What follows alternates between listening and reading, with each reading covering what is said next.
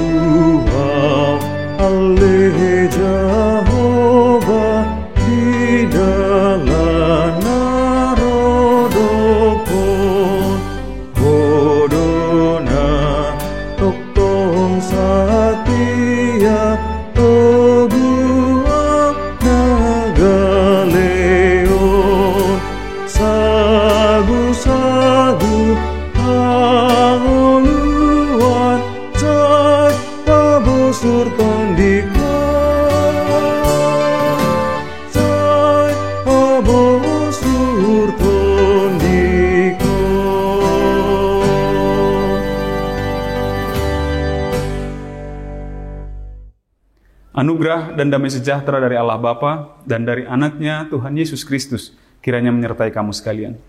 Amin. Amanginang firman Tuhan untuk kita pada pagi hari ini tertulis dalam 1 Samuel pasal 7 ayat 12. Kemudian Samuel mengambil sebuah batu dan mendirikannya antara Mispa dan Yesana.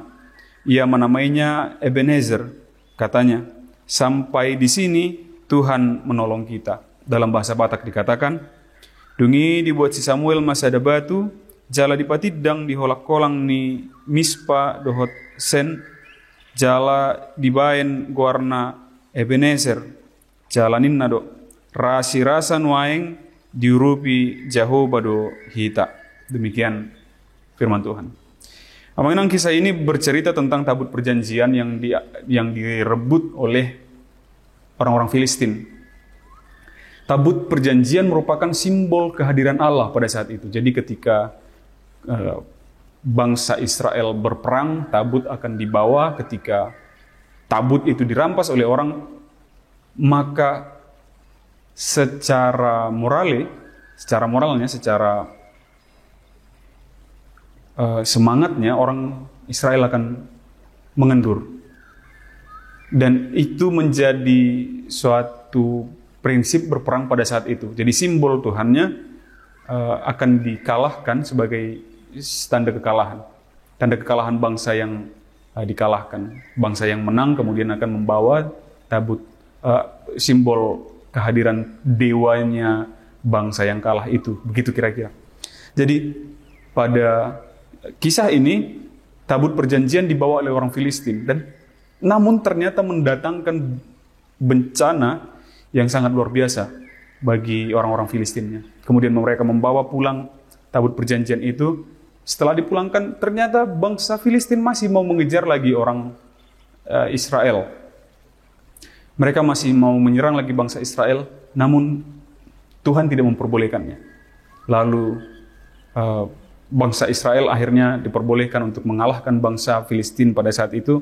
Dan kemudian diletakkan Samuel tadi batu yang menjadi satu batu penjuru yang disebut dengan Ebenezer. Sampai di sini Tuhan menolong kita. Rasi rasa nuaeng diurupi Jehovah duhita. Artinya, Amanginang pun pada saat itu simbol kehadiran Allah adalah tabut perjanjian itu. Namun ternyata itu bukan menentukan bahwa Allah kalah atau menang. Allah lemah atau kuat. Dia tidur atau terjaga dan yang lain-lain. Tetapi kuasanya bukan ditentukan oleh simbol-simbol itu. Kuasa atau kehadiran Tuhan tidak dilambangkan oleh simbol-simbol itu. Dengan demikian bisa kita katakan, Amanginang, kalau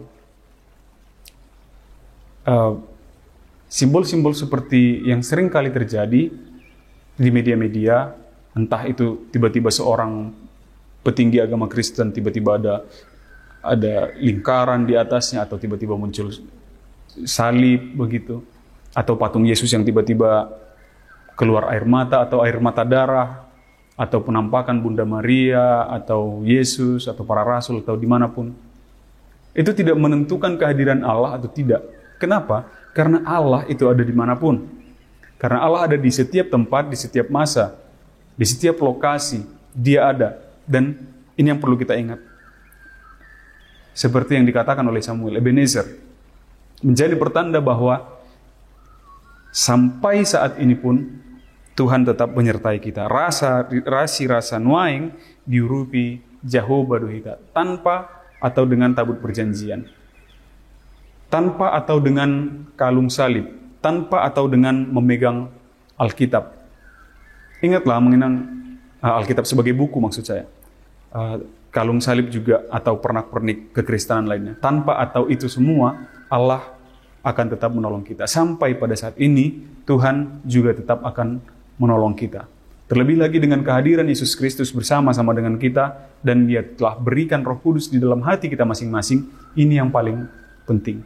Bahwa dimanapun kita berada, Roh Kudus itu, Roh Allah itu tetap berada bersama-sama dengan kita, memberikan kita pertolongan, memberikan kita perlindungan dari segala ancaman yang ada di dunia ini. Maka kita tidak perlu takut apapun, mengenang kuasa-kuasa kegelapan manapun, kuasa-kuasa kejahatan manapun, penderitaan manapun, rasa sakit manapun, rasa hina manapun, rasa sedih duka manapun, kita tidak akan takut, karena kita tahu bahwa sampai saat ini pun Tuhan telah tetap menolong kita. Amin. Kita bersatu dalam doa. Ya Allah, kami mengucap syukur atas penyertaan-Mu kepada kami hingga pada saat hari ini. Terima kasih atas firman-Mu yang mengingatkan kami bahwa sampai saat ini pun Engkau tetap menolong kami. Dari segala rasa takut, segala kedukaan, segala kekhawatiran, segala rasa hina yang sampai kepada diri kami, Engkau, ya Bapa, tetap akan menolong kami, mengangkat kami, melindungi kami dari segala ancaman-ancaman duniawi. Untuk itu, ajarkan kami untuk tetap dapat bersuka cita dan bersyukur ke hadapan-Mu. Berkati kiranya segala aktivitas kami sepanjang hari ini, Bapa, biarlah dapat berjalan penuh sukacita dan damai sejahtera yang daripada-Mu. Di dalam nama Anak-Mu Yesus Kristus kami berdoa dan mengucap syukur. Amin. Demikian renungan pagi kita untuk hari ini yang mengenang. Sampai jumpa di hari esok. Selamat beraktivitas. Tuhan memberkati. Horas.